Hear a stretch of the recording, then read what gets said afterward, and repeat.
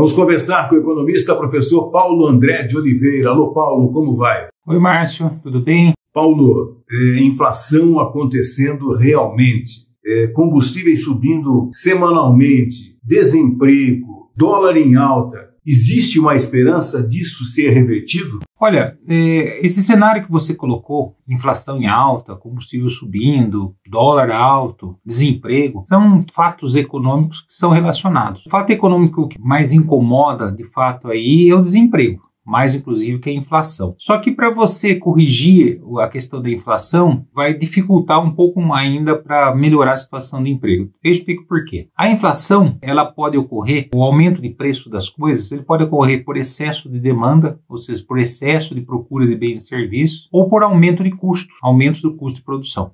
Nós estamos vivendo pelo mundo, não somente aqui no Brasil, um aumento do custo de produção, coisas que a gente não tem como deixar de consumir, principalmente a energia e os combustíveis tá nesse meio. Dá para controlar o preço dos combustíveis, manter ele mais baixo ou diminuir o preço? Infelizmente, não tem essa ferramenta com tanta facilidade como as pessoas imaginam, como se fosse um desejo do governo simplesmente segurar o preço dos combustíveis. Por que isso? Nós dependemos do preço internacional do petróleo, nós não somos autossuficientes em petróleo como muita gente imagina. Nós produzimos um volume de petróleo que seria suficiente, só que nós exportamos esse petróleo, que é de uma determinada qualidade, e importamos um petróleo de uma qualidade melhor. Por que a gente faz isso? Porque as nossas refinarias, quando elas foram construídas na década de 60, na década de 70, elas foram construídas para os combustíveis da Arábia Saudita, que é um combustível de o petróleo da Arábia Saudita, que é um petróleo de alta qualidade. E o que a gente explora aqui no Brasil, ele não é todo de alta qualidade. Então a gente é obrigado a exportar,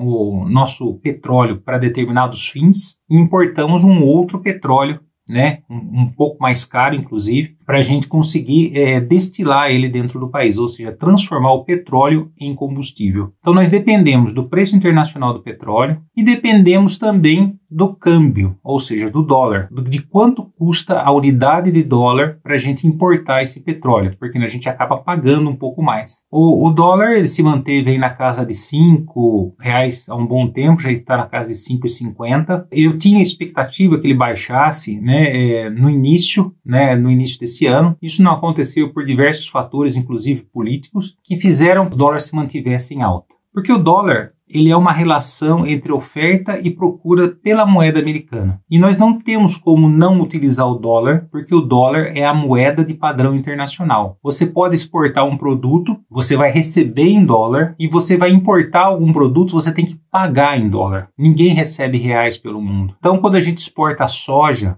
lá para a China paga a gente em dólar, não paga nem na moeda dela e nós não recebemos na nossa. Então esse dólar vem para o Brasil, ele é vendido no mercado, nas corretoras de valores, e quem precisa de dólar compra isso daí, esse dólar que entrou no país, quem vai importar um produto, por exemplo. Essa relação é de oferta e procura. Como é que o dólar baixaria? Baixaria se entrasse mais dólar no Brasil, principalmente por investimento, ou seja, estrangeiros querendo trazer dinheiro para o país, porque acha que aqui é um ambiente confiável, e ele vai trazer dinheiro para o país para ele poder ganhar dinheiro. Outra forma de você ter o dinheiro, o dólar no país, é elevando a taxa de juros, porque daí os estrangeiros vão trazer dinheiro para o país, porque é interessante aplicar aqui no mercado financeiro brasileiro se o juros estiver elevado. Daí vem a parte da solução, como você perguntou. Primeira coisa que está se fazendo é elevar a taxa de juros. A taxa Selic ela tem subido nas últimas 3 reuniões, deve continuar a subir agora na última. E isso daí faz com que a aplicação financeira fique mais rentável. Isso daí tem 2 efeitos sobre a inflação. Um é desestimular o consumo, e já está desestimulado. Mas ele principalmente ele deve conter um pouco a elevação do câmbio,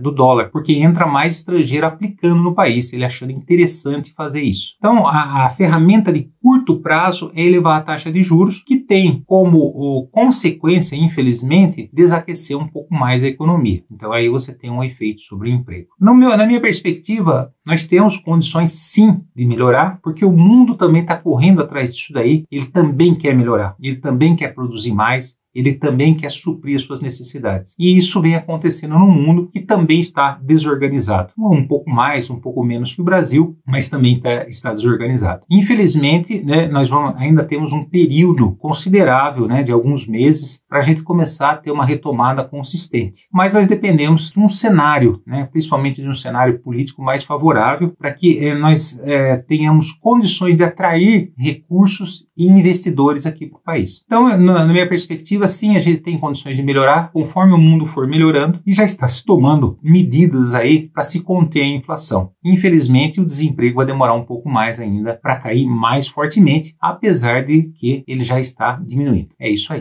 Tem que fazer um texto aqui para a gráfica Egral. Mas o que eu vou falar da Egral, gente? Quantos anos no mercado, né? De pai para filho, tradição, fazendo todo tipo de impresso. Mas a Egral não tem parado no tempo, não. Agora tem lonas, adesivos, fachadas, melhorando a fachada do seu comércio. É a gráfica Egral, né, gente? Acho que vou colocar tudo isso aqui no texto, que a Egral continua lá naquele mesmo endereço, na Floriano Peixoto 668. Você pode ligar, inclusive, né, no 3815-4191. É a gráfica Egral. É isso que eu vou fazer.